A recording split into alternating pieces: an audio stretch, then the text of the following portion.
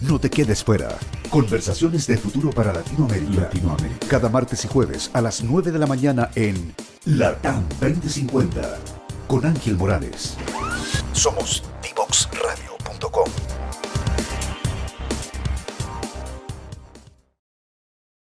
Estamos de vuelta en Frecuencia Memética en Divox Radio, con nuestro invitado hoy día, Máximo Quitral. Máximo, como lo presentamos, es académico de la UTEM y es doctor en Ciencias Políticas. Estábamos conversando sobre los nuevos paradigmas emergentes en Latinoamérica.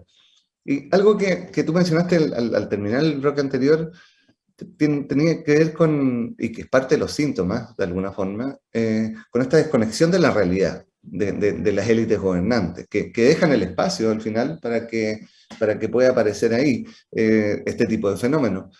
Pero también, y te lo comentaba en la pausa, como algo que, como que yo termino llegando y terminamos llegando de alguna forma, tiene que ver con, bueno, ¿qué está pasando con la educación? Que está también permitiendo que aparezcan este tipo de cosas sin mayor contrapeso intelectual, sin mayor contrapeso como cuestionamiento, a lo menos, de pensamiento crítico acerca de los discursos, y pasa como colado el discurso completo con falsedades, con tergiversaciones de la realidad, con un montón de cosas que pareciera que no tuvieran filtro. Entonces, Sí, ahí, bueno, ¿cómo hay esa línea? sí hay un problema en la educación que viene hace mucho rato, ¿ah? Creo que el tema educativo en nuestro país ha quedado un poco relegado, ¿ya? No se le ha dado la solución como corresponde, eso por un lado. Segundo, tú dices que hay un espacio muy gris, donde no hay una contraposición a las ideas que plantean estas nuevas fuerzas emergentes, ¿cierto? Claro, pero eso también es responsabilidad de los medios de comunicación más tradicionales, que cuesta que den espacio a nuevas voces distintas, ¿ah? Es claramente que hay un sesgo de interpretación. Y eso también tiene un efecto dentro de la población. Ahora, convengamos también que la aparición, el surgimiento de medios de comunicación independientes con una línea editorial mucho más pluralista ha sido significativa para ir mostrando una realidad y contradeciendo a aquellas fuerzas que dicen tener las fórmulas mágicas. Yo no sé si son políticos o padrinos mágicos que van a solucionar todo rápidamente. Entonces, eh, eso es contradictorio, pero también pasa por la instalación de ciertos discursos en los medios de comunicación y la negativa de que aparezcan voces críticas diciendo, mire, esto no va a ser así, no se deje engañar, en fin. Pero como te digo, es un trabajo que las redes sociales también han podido subsanar ante la ausencia de los medios de comunicación. Hace años atrás los medios de comunicación tradicionales tenían fácil instalar discursos y, por cierto, instalar candidatos. Ahora no es tan así. Mira la crisis de credibilidad que tienen las encuestas de opinión, por ejemplo. Ese es un síntoma también de lo que está pasando en nuestro país. Entonces, yo creo que hay una masa intelectual importante que tiene algo que decir con los procesos políticos que están viviendo en nuestro país, pero que usualmente no tienen el espacio mayoritario en los grandes medios de comunicación y por tanto se inhibe ese discurso crítico de lo que está pasando, ¿no? De alguna manera ese discurso crítico trata de canalizarse por otras vías, por otras expresiones que también contribuyan a combatir esa desorientación y combatir la mentira, porque convengamos que las fake news o estas noticias falsas se han hecho notar en el último tiempo, no solo en nuestro país, sino que también en otras campañas políticas, como un antecedente para tratar de desvirtuar la realidad. Pero por eso hay que salir a contradecir ese tipo de expresiones y opiniones. Y la educación, claro, es un espacio bien importante, pero mira en las condiciones que está nuestra educación pública, que no es nuevo, esto se viene del año 2001, que no se logra solucionar más allá de indicadores es el reflejo de lo que está pasando. Tenemos fenómenos del narcotráfico en la región, perdón, en las poblaciones, en fin. Hay todo un contexto bien complejo que, como te digo yo, no se va a solucionar fácilmente porque el Estado no está preocupado de aquello. ¿Ah? La élite política no le interesa. ¿Ah? Lo que busca es mantener el status quo. ¿Ah? Y si la gente piensa que un candidato en específico va a ganar la elección y va a solucionar los temas de la delincuencia de la noche a la mañana, está equivocado. Eso no va a pasar, porque el Estado está superado. El Estado está superado. Entonces, lo que hay que hacer es hacer un cambio bien importante en la configuración del Estado, en disminuir las desigualdades, y recién ahí probablemente podamos encontrarnos con una sociedad mucho más estable y con menos problemáticas sociales. ¿Y cómo? Porque esta desconexión de alguna forma de las élites que tú decías, como buscan, en general los sistemas vivos van a tender a tratar de mantenerse vivos, digamos. Entonces cuando empiezan a haber estos riesgos de perder quienes estamos siendo, van a tender a autoprotegerse. Eso es como un espacio, como un fenómeno biológico casi. Pero el tema es que cuando una cosa es autoprotección y otra cosa es desconexión, ¿ya? Y otra cosa es desconexión porque, tal como dices tú, aquí habían señales, ¿ya? Hubo mucha gente que dijo como esta cosa va a explotar, esto está siendo insostenible, pero yo estoy mirando, no sé, estoy mirando los indicadores del auto y a lo mejor no tengo prendido el indicador de la benzina y no me doy cuenta hasta que se me acabó la benzina, digamos. Pero, ¿qué hace que esa desconexión, porque es prácticamente una alucinación colectiva de ciertos espacios sociales, habiten esa alucinación creyéndose como conversamos entre nosotros, hablamos entre nosotros, nos entendemos entre nosotros, y por lo tanto esa es la realidad, ¿ya? Y se sorprenden después cuando dicen, bueno, no sabíamos que el hacinamiento era de esa forma, no sabíamos en el país que estábamos viviendo, digamos, porque no nos interesaba probablemente mayormente llegar a conocer cuál era la realidad profunda. Bien, entonces, cuando esa desconexión se debe también a una falta de motivación, porque los adultos aprendemos cuando tenemos la motivación ahí aplicada sobre lo que tenemos que aprender. Por poder escuchar esas señales, por aprender a escucharlas, por aprender a validarlas y no agarrarla y meterla en un paquete de lo zurdo, de lo inapropiado, de lo que sea, digamos, para poder negarlas y que la cosa siga siendo como yo quiero verla, como los niños que cuando cierran los ojos creen que el otro no está, digamos.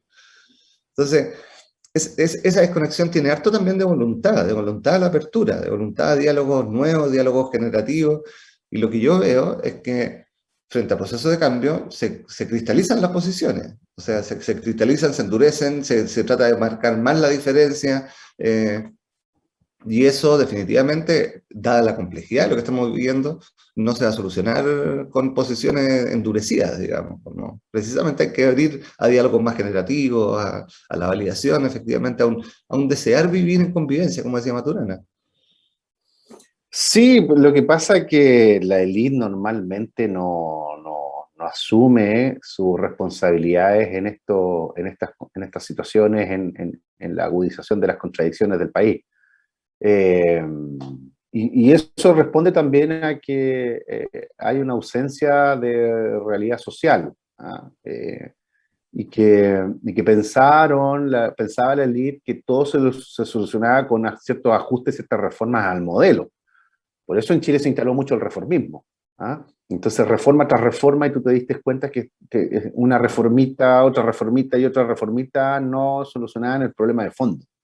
Y entrar en un proceso de convencimiento de que eso era lo que había que hacer. ¿Y qué ocurrió? Que todas las voces críticas, todos los planteamientos que se cuestionaba esa realidad eran voces silenciadas, encapsuladas, criticadas, ¿ah? No lograban figuración comunicacional porque eran críticos y causaban daño al modelo. Acuérdate que se instaló la idea que Chile, su sistema económico era un modelo de exportación. Y mira lo que pasó el modelo ya en el 2019. El modelo cayó y la élite lo único que busca es tratar de defender el legado de las políticas económicas que se construyeron durante la dictadura cívico-militar. ¿Ah? Porque muchas de estas cuestiones se arrastran desde la dictadura, eso es un hecho.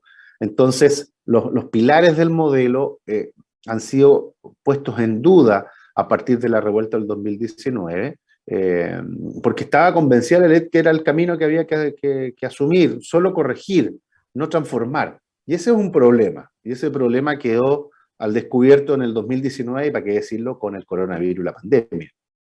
Entonces ya te das cuenta que el modelo por sí solo no es capaz de resolver las problemáticas sociales. ¿Ah? Todas las problemáticas sociales. No es solo desigualdad, es narcotráfico, es delincuencia, ¿ah? Es trabajo, es transporte público, es vivienda, en fin. El modelo hace agua. ¿Ah? Y no es que uno sea fatalista, simplemente es lo que nota en los sectores populares, ¿ah? La gente frente a la ausencia del Estado, que lo que ha hecho es cerrar sus casas, enrejarse por completo por la sensación de inseguridad permanente. ¿Ah? También hay una cuota de incertidumbre, la gente no sabe qué va a pasar el día de mañana, ¿ah? Qué va a ocurrir cuando se acaben los bonos del Estado, que en noviembre y diciembre ya no deberían haber más bonos de Estado. Vamos a entrar en una escalada preocupante de la economía con el camino que va a aventurar China producto de su recesión, en fin. Nos instalamos en un contexto de gris, ¿ah? Y por tanto las nuevas fuerzas emergentes, las nuevas fuerzas políticas tienen respuesta a las problemáticas sociales que se nos vienen, porque como te digo, con frases facilistas para la galería, es re interesante mantenerse como el salvador de la patria. Pero gobernar y conducir un país es mucho más que eso. Y eso creo yo que puede ser un camino bien pedregoso y bien peligroso para la convivencia social. Entonces, si tú no aplicas transformaciones al sistema y solo lo buscas corregir, ¿ah? Vamos a seguir en lo mismo y yo me atrevería que vamos a enfrentarnos a nuevas revueltas populares producto de la sensación de soledad y orfandad en que se encuentra la gente a partir del rol del Estado. Entonces, ahí hay una serie de elementos que lamentablemente no están puestos sobre la mesa para tratar de explicar fenómenos políticos sociales que están ocurriendo en nuestro país. Ahí quisiera conectar con tu último libro, ¿ya? Como Sociedad de Incertidumbre en tiempos de pandemia. Porque Sí, esto le pone un ingrediente, la pandemia le pone un ingrediente adicional a esta complejidad gigantesco también, digamos. O sea, como exacto, ya exacto. nos tiene una deriva que lo que funcionaba aparentemente del modelo económico y todo eso, que tenía se vinieron todas las planificaciones abajo, o sea, fue una reacción gigantesca. Entonces, cuéntanos un poco en qué va el libro, cuáles son las propuestas que hay ahí. Bueno, yo durante el proceso de confinamiento escribí un par de columnas que me motivaron a continuar la línea del ensayo. Es una continuación de mi primer libro que se llama La estética del dolor social, que lo pueden encontrar ahí en la internet, pero ya no quedan copias en las librerías. Por suerte nos fue bien con ese libro. Y en este segundo yo quise iniciar un camino propio, construyendo una propia editorial, pensando justamente en América Latina, que se llama IPOLAT, Instituto de Política Latinoamericana. Esa es nuestra editorial y la inauguro con este nuevo libro de forma absolutamente independiente. No dependo de ninguna editorial transnacional que haya aceptado la propuesta. Podría haberlo hecho perfectamente, pero consideré relevante en mi lógica de la autogestión desarrollar esta propuesta de libro. Son 7 u 8 ensayos en este formato. Como te digo, la estética del dolor social fue el primero, ahora viene Sociedad de Incertidumbre en tiempos de pandemia. Y comencé a reflexionar sobre el rol del Estado, qué estaba pasando con la sociedad en este confinamiento, critico o le respondo a las columnas de Zizek y Jung Chul Han sobre el rol del Estado, y con una visión muy latinoamericana, porque claro, a veces las explicaciones que nos dan estos intelectuales son muy europeístas y se alejan un poco de la realidad latinoamericana, y yo le asigno esa identidad latinoamericana a la explicación de los fenómenos particulares y sociales que se están desarrollando a partir del confinamiento. Un libro escrito totalmente en encierro pandémico, y que demuestra que este modelo no es tal, es un espejismo, es una invención, es una propaganda que construyeron las élites políticas para hacernos creer que este era el camino que había que tomar, y que ha quedado al descubierto que no era la fórmula que se requería para construir una sociedad mucho más igualitaria. Entonces ahí hay una serie de ensayos sobre arquitectura social, si el coronavirus podrá derrotar finalmente el capitalismo, por qué llegamos a esto, qué mundo nos espera, y uno de ellos es sociedad de incertidumbre, claramente. Yo cuestiono la cuestión de la incertidumbre, que ya se había instalado para la crisis subprime, y que se hizo palpable a partir de ese año. Cambian el desarrollo del trabajo y las condiciones laborales del mundo a partir de la crisis subprime, y que se han venido expresando en este momento. Entonces, el mercado del trabajo, por llamarlo de esa manera, va a sufrir una modificación a partir del confinamiento y estas visiones telemáticas que han ido apareciendo en nuestro país en el último tiempo. Entonces, ahí juego un poco con todo lo que ha pasado.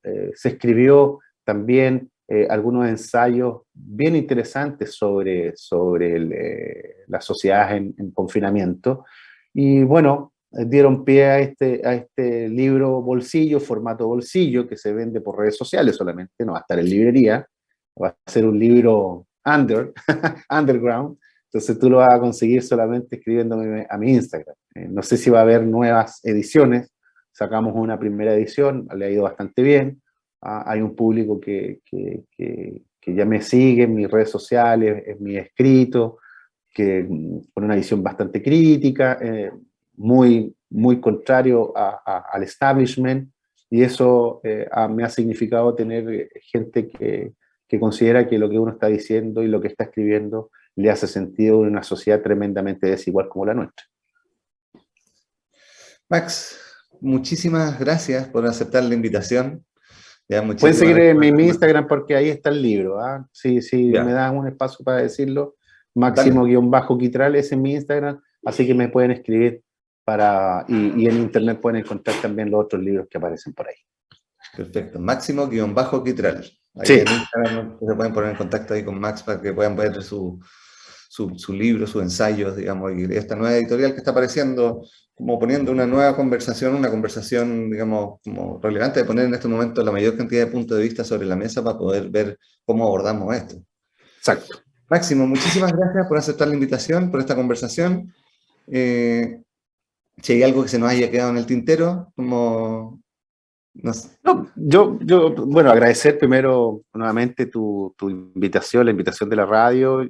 Hay que ir mirando los fenómenos políticos que se están dando, que nos quedó criticar mucho más el capitalismo también en ese sentido, que es responsable de lo que estamos viviendo en nuestro país. Pero bueno, es una conversación que espero se dé en el futuro. Perfecto. Gracias, Max. Entonces vamos a una pausa musical nuevamente y venimos al cierre de Frecuencia Memética en Divox Radio. No te quedes fuera. Conversaciones de educación, aprendizaje y tecnología. Cada lunes y miércoles a las 15 horas con Nicolás Soto en Tareas de Tecnología. Somos divoxradio.com.